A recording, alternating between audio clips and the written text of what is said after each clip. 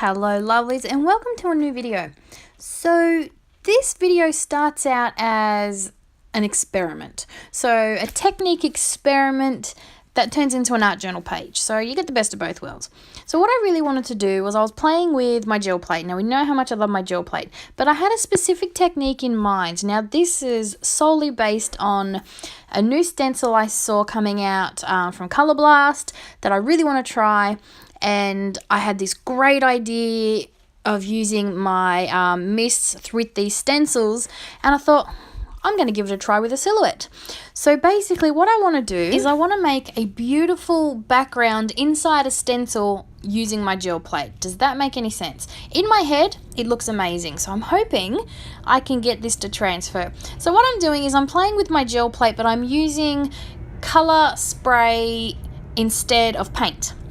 And it gives you a very different result. It gives you this beautiful watercolory effect, and I absolutely love it. I have recently used this this technique on a blog post for Colour Blast. If you're new to the channel, I am on the Colour Blast design team, and that's how I discovered this technique. I was playing around for one of my DT projects, and I had so much fun with it that I really wanted to recreate it and share with you. So this is what I was trying to figure out. Now, it's a bit of hit and miss. I wouldn't call it a fail because I got some great prints out of it, but I wouldn't exactly call it a great success either, so I'm definitely going to have to play around with them all. So basically, I'm using my stencil to block out a lot of that ink, and then I'm using a piece of paper, in this case I use copy paper, to just pull up the ink through the stencil, so I'm getting a nice watercolory mix of my inks onto the paper. Does it make sense? It's very hard to explain. The wings was a total fail, didn't work very well, but it works much better with a silhouette, and you'll see that in a minute. And that is the print I end up using to make an art journal page. So basically I just keep playing because I love the look that you get when you put these colour sprays on the gel plate. It's a totally different look to when you use paint. But the beauty of it is it still gives you a beautiful print. So I ended up having lots of gorgeous prints that I can't wait to play with as well. But this is what I was aiming for. So as you can see, I've pulled up a watercolor looking print using my gel plate by using the rest of that stencil to mask off the rest of the area, and I'm left with a pull of the silhouette image from inside the stencil. So it's not perfect, but then again, perfect's not what I'm after. So I'm much happier with this. So I'm really looking forward to trying this with these new stencils from Colour Blast. There's this gorgeous tree, and I see a rainbow-ish watercolor background in my future. So hopefully I can pull that together, and I can't wait to show that with you. But this was all about trial and error. I just wanted to play. Basically, we know how much I love my gel plate, and I just wanted to play with it, and I wanted to see if I could get some kind of a print using my colour sprays on my gel plate, because I haven't done that much. I've only done it the one time, and I absolutely love the result. I love the way the colours blend in that watercolory background you get. So what I'm doing now is I'm adding some detail to my silhouette. Obviously, when I pulled it off the gel plate, you won't really get impressions with a fluid liquid like the spray, not like you will with paint if you try and put stencils through it or stamps. So I'm adding my details now, and I'm just using some black ink and some of my background stamps, and then I have this word artist, and this is going to be my focal image for my art journal page. So this sort of came about accidentally. Yesterday I started this page, and I needed to let it dry overnight, and you'll see why in a minute. But basically, when I pulled out my gel plate, it was with just the intention of making all these prints and experimenting. But no, you know me, I can't leave it alone. And when I had this image that I thought, oh, that'll make a great focal image, I had to go ahead and use it. And that turned into an art journal page. So that's why you sort of get a bit of both in this video. Yes, my lovely messy hands, and yes, my very messy background. But that is on purpose.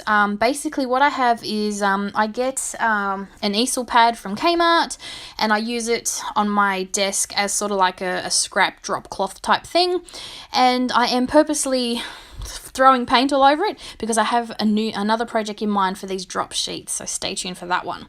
So now that I have my focal image, I need a background page in my art journal. And I love the bright pink and purple that I got going, so of course I wanted something dark and I decided to go with the black. And I thought, while I have my gel plate out, I'm going to make my background image with my gel plate. So I throw down some black gesso, and then I'm just using some stamps and some things that I have on my desk to pull up some of that paint to give me a background. So this is going in my journal. You'll see I'm going to stamp this directly into my journal. So I'm trying to build up my layers on my gel plate instead of doing it in my journal later, if that makes sense. So basically I'm going to use one giant gel plate print for my art journal background. So I'm just using different size circles, and this is just a background stamp set from Dylusions that I hadn't actually used yet. And then I'm just, like I said, using the lid from my gesso. And yeah, just pulling all that off. And yes, I'm going all over that drop sheet on the background as well. But like I said, I have a project in mind for that, so I'm trying to build up layers and colours on these drop sheets intentionally. So now this is where I'm using my journal. So I'm using the big Ranger plate, the large one, and it, as you can see, fits the journal perfectly. And happy accident, it got stuck to my journal, so it was much easier to flip over. And as you can see, I didn't line it up properly, but basically when I had a little bit of strip of paint left on it, I just reprinted it, and voila, I have a pretty well covered background piece. And I was so happy with it. I don't add anything to it except some hot pink splatters. So this is the messy part. Now, I'm a very messy artist. If you didn't know that, very messy. I'm regularly covered in paint, as you can see. This was even messy for me. Now, because I had the black, I really needed a dark, a thick paint, because I wanted the bright colour. So I couldn't water it down because that wouldn't show up on the black. So I'm using a very fluid, I'm using very fluid Dylusions paint, and I'm throwing big globs of it on my page. Now, I'm not watering it down because that would dilute it and you wouldn't be able, I wouldn't get that bright colour. That's why I had to let it dry overnight, because it was very thick. And because I was throwing paint around with no care in the world, yes, I got it on my iPad. Thankfully, this is the iPad that stays out in my art room. I use it to listen to music and things.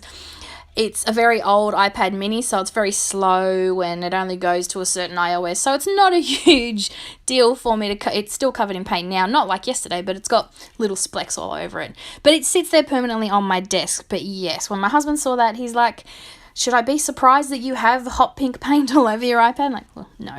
But anyway, so yes, now I'm just moving on to my focal image. So this is the next day. I've just finished this page not long ago, actually, because yes, I did let it dry overnight because I didn't want to sit here forever with my heat gun trying to dry those globs of paint. So I'm just using my focal image. I've just cut it out. I've cut out the little white sections for the arms so you can see the background, because it looked weird when it was just white, if that makes sense. And then I'm just using gel matte medium to glue it down. And then I've got my Stabilo oil pencil. It looked a little flat because obviously it was a 2D picture, but yeah, there was no dimension or anything, so I've got that just to give a bit of a shadow. So I'm just scribbling around the outline of my silhouette. Then I'm getting a just a brush with a bit of water just to activate that, because it is water reactive, just to give it a bit of shadow and a bit of depth. And I'm much happier with my silhouette once I finish this. Yeah, it just gives it a bit of dimension and a bit of texture and some shadowing, which is very important, because yeah, it just looked really flat. I wasn't happy. So once I've done this, I'm then going to go through my small talk stickers, not my snarky ones, just my regular ones. And I'm just going to look for, it took me a while to find one that I was happy with, but I'm just going to look for just some phrases just to finish this page off. And I end up going with, what do I go for? I've packed up my art journal, so I can't tell you.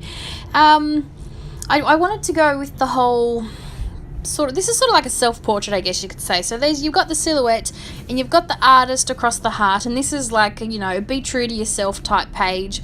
And I think that's sort of, let me find it so I can tell you. Okay, go where your heart takes you and be your beautiful self. So I thought that was quite fitting for this layout. Like I said, I was sort of aiming for sort of like a self-portrait type thing. You know, this silhouette obviously represents me and the whole how I feel, you know, as an artist and things like that. So that's what I was aiming for.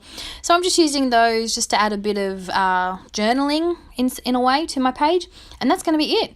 So as you can see, this was what started out as a technique trial type thing, experiment, that turned into an art journal page. So I do hope you've enjoyed the video, and I will be back real soon with more. Thanks for watching.